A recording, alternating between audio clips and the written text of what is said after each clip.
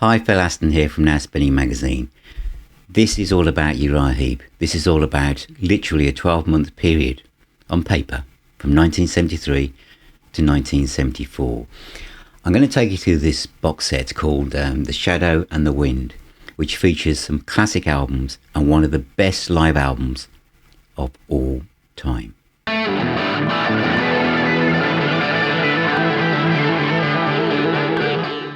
Before I talk about the box itself, I think we should have a look inside it. Right, here we go. This is Uriah Heep, The Shadow and the Wind, 1973 to 1974. This covers 5 CDs, basically the live material from the 1973 album, plus also Sweet Freedom and Wonderworld live at Shepperton. Now, I know some people are thinking, how come Uriah Heep, one of our legendary biggest bands, are kind of in his little box set from H&E.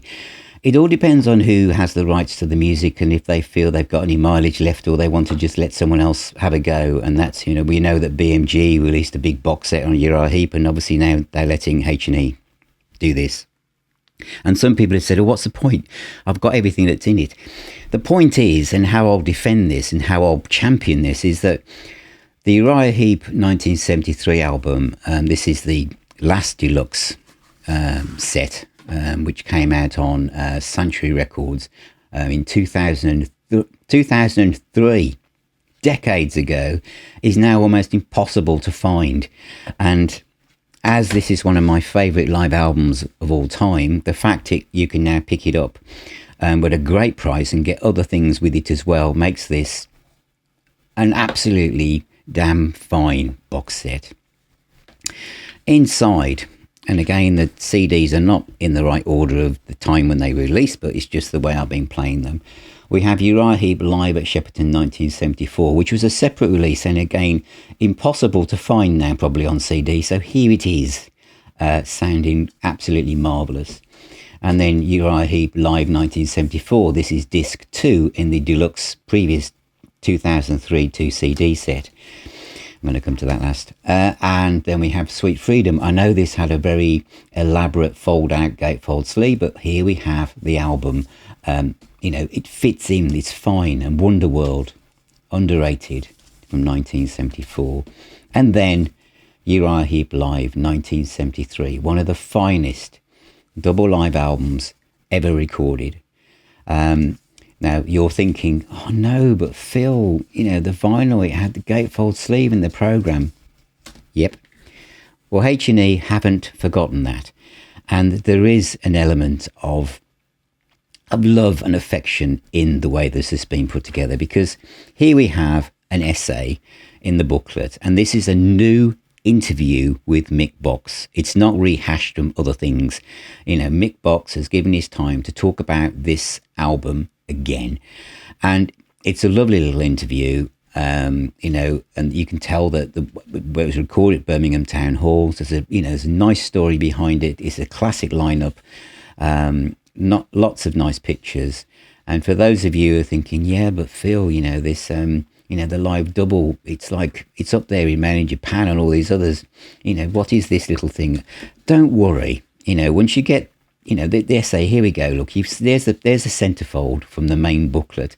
And then if you're wondering where the rest of it is, because Mick Box talks about how they wanted to approach it, putting the tour program in to give you that experience, those photographs from the program are reproduced at the back of this booklet. And that makes this absolutely fab to me. Now, Tony Dixon from Masterpiece has remastered it, so it has been kind of, it hasn't just been pressed willy-nilly, if that's the right phrase to use. But all the credits are here. Original album, 1974, Sweet Freedom. There's no extra tracks or anything on that. Yes, there is. Sorry, what am I talking about? Scrub that. There are also the extra tracks. So this is the last versions on Sanctuary, which are the deluxe editions. These CDs match that. So here are the bonus tracks on Sweet Freedom and the bonus tracks on Wonderworld, and there are bonus tracks also from Shepperton 1974. And on the back of the booklet are the other pictures taken from the programme at the time. So that's Uriah Heep, The Shadow and the Wind, 1973 to 1974. So that's The Shadow and the Moon by Uriah Heep, 1973 to 1974. Now, I hinted at in the unboxing about who this is for and why it exists. I've done a separate video looking at Live 1973, so I'll make sure that this video links to that when it finishes. But Live 1973 is one of the finest live albums ever recorded, ever. And that's not because it was recorded in Birmingham, where I originate from. It's just one of the finest sounding live albums of all time. And whereas we think about live albums being about the guitarist, the keyboards, especially this period of, rock music, this one is about the bass player. It's about Gary Thain. I think even when I first heard Live 1973, my friends at school, we just talked about Gary Thain. Have you heard the bass playing on this? The production by Jerry Bond, the way he created and captured the band at this point. Yes, Mick Box, Ken Hensley, Lee Kerslake, David Byron, they're all immaculately recorded here, and it's such a fantastic performance. But whereas normally we have the bass somewhere, being amongst, the soundscape, in Uriah Heep at this period, the bass was weaving in and out and making its own sound. Probably a bit like Marius Dudar from Riverside, how his bass guitar is dominant, or Chris Squire, but this just sits so well. I just love this album. Now, the reason why I feel this is an important box set is because finding Live 1973 out there in the wild as the old 2 CD version, or the original 1 CD version written on vinyl, is really, really difficult and quite expensive. And some people said, well, it's Uriah Heep, look at Deep Purple and Led Zeppelin and Sabbath, the kind of box sets they get. This seems such a little clamshell set to represent Uriah Heep at this time. It's all down to rights management, really, and who has the rights to the music and who's released it last, and does anyone think they should give it another whirl, or was everybody who's a Uriah Heep fan already got it? But there are new fans coming along all the time.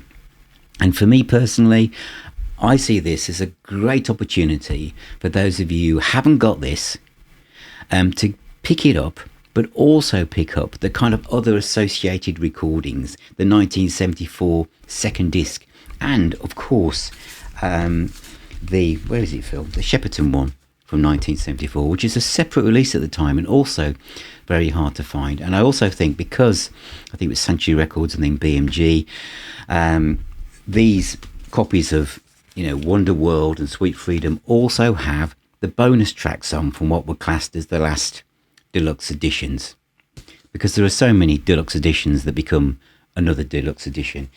But they sound wonderful, and you've got those extra tracks.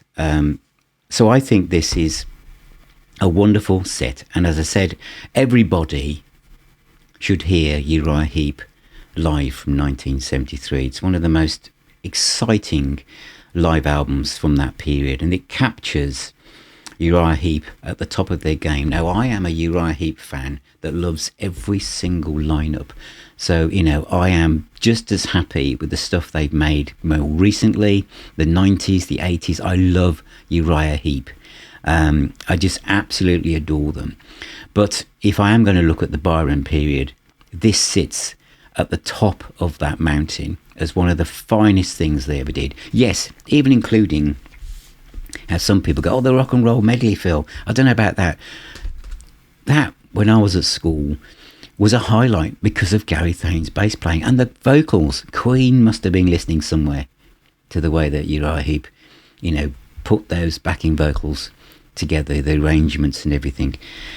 The other thing about Heep, that, because you're thinking, well, this box set, and a lot of you probably don't think about things like this, but the box set says 1973 to 1974.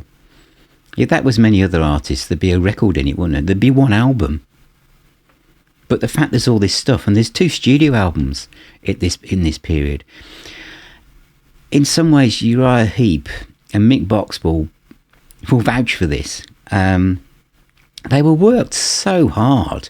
They had no time to relax and just write music and not think that, they were writing music while they're playing, gig after gig after gig. And then, they were pushed to release like literally an album every 6 months. And I think it just took its toll on them. There was no kind of mental health support back then for a band. It was just how much money can we make, because we don't know how long this is going to last. And here we are in 2025, and Mick Box is still touring with Uriah Heep. But anyway, I've gone off and digressed a little bit. But I really, really recommend this.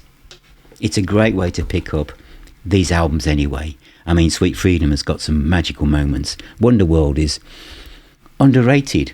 I thought that guy, you remember that pop band called Aha? Wonderworld is the lead singer's favourite album ever. I mean, it's an amazing thing how far Uriah Heep spread out, across the world, really. I mean, in the UK, and I've said this before, which is why, going back to what I originally said, Uriah Heep in this little box, there should be a big box, but there has been a big box. But ironically, the big box from BMG didn't have the bonus tracks in.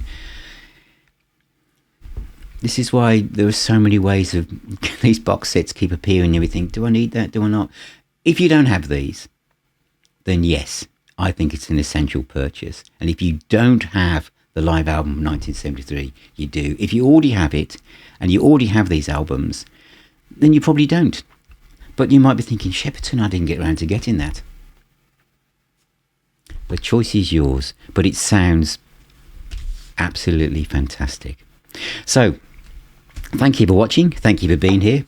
Uriah Heep, 1973 to 1974. Classic albums, absolutely stunning. Thank you for being here. Thank you for all of your support.